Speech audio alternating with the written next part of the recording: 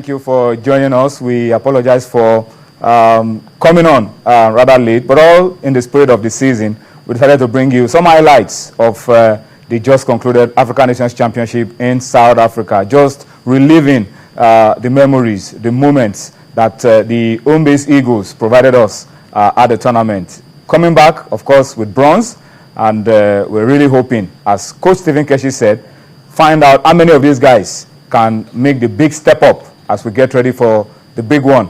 That's the 2014 FIFA World Cup in Brazil. Thank you for joining us. Welcome to Sports Tonight.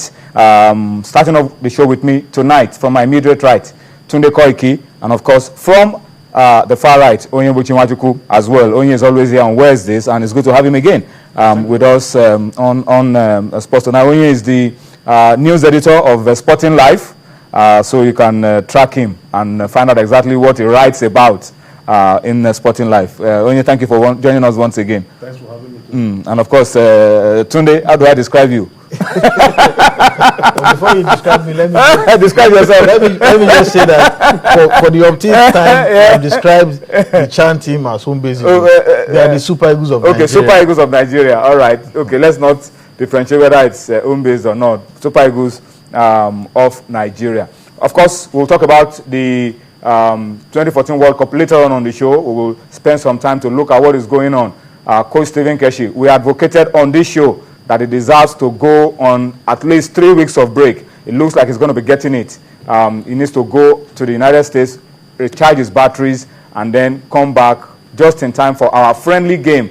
Interestingly, that friendly game is going to be in the United States of America. So it's a case of Keshi just strolling across to that friendly game that will be playing against Mexico in the first week of March. So we'll talk about that later on the show. On the program tonight as well, we'll talk basketball. Yemi Adebayo will be joining us. We'll be doing a preview tomorrow. All the stakeholders in Nigerian basketball in Abuja to discuss around the development of the game. So Yemi Adebayo will be coming in later on to talk to us about that. Cecilia Morogwe will also be coming in later on. The Nigeria Women Football League, they will be having their congress in Lokoja, the Kogi State capital, tomorrow. What are the problems bedeviling women's football in Nigeria? Those are the issues that we expect that they will tackle when they meet in Lokoja tomorrow for their congress. Fix a date for the kickoff of the league, solve all the problems around the league, and work out ways of making the league a lot better. I'm talking about the Nigerian Women Football League. So Sisi will be here to talk to us about expectations for the congress of the Women League as well. And then Dumnadio Konta will also be coming in. We'll be looking at the Nigeria Nationwide League. Nigeria Nationwide League. They will also be having their congress in Abuja tomorrow. The Nationwide League is the biggest, gentlemen, over 150 clubs, because that's the cradle of football. I mean, their logo actually says the cradle of Nigerian football. Yeah. That's the cradle of Nigerian football. That's the foundation of Nigerian football, the Nationwide League. So they'll be having their congress tomorrow in Abuja, and then Dumnadu will be telling us about it, what to expect, and that really is key if we must develop football in Nigeria. I mean, relating it to what you saw on your screen, the product from the league going to South Africa, not doing badly, coming back home with a bronze medal in their debut appearance at the African Nations Championship. In between all of this, we'll intend to talk a little bit of cricket, because the Nigerian cricket team are getting ready for Sri Lanka and Malaysia. We'll talk about it later on the show. And of course, we will take a look at what is happening. Copa del Rey game is going on. The last time we checked, Real Madrid and Atletico Madrid were really going for it in the first leg of the semi-finals. And you know, last year was the final. These two teams were involved, and it was Atletico Madrid that went home with the trophy. So is this going to be payback time for Madrid? Is it going to be Real taking their pound of flesh? A whole lot of issues will be sorted out when Madrid and Atletico go to battle. So we'll talk about that later on as well on the program tonight. All right. Let's start off the show on a very sober note. Last night, the story came out, the passing on of a seasoned, respected football administrator, former referee, former club owner, a man that is highly respected. People love him. They called him Old Bobo.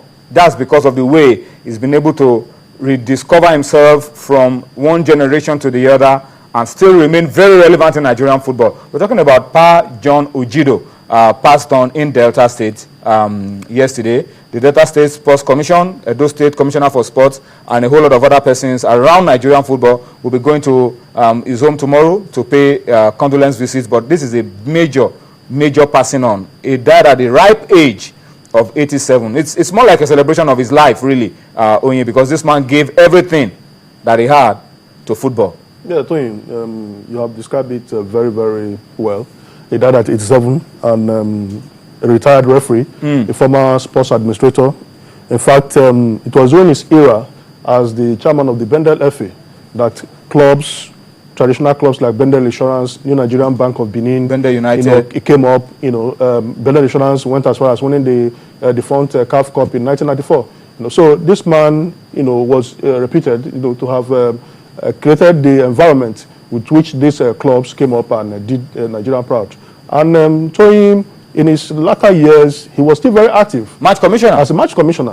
Going to that level, defying old age, very active. And, he has given his best to Nigerian football. And even at this level, he still communicates with the Nigerian Football Federation. Still gives his opinion. Elijah Aminu Megari said something in the press release that the NFF issued, that he was still, advising him, telling him on what to do. Some other veteran administrators would have taken the back seat or start criticizing. Or start criticizing. But he was very active. He had Nigeria football at heart. And we just pray that the family will have the fortitude to bear this irreparable loss. All I can say is that in Nigeria football, we use that term stakeholder with reckless abandon. This man is a true. These are the true stakeholders, and one of them has passed on. All right. So may his soul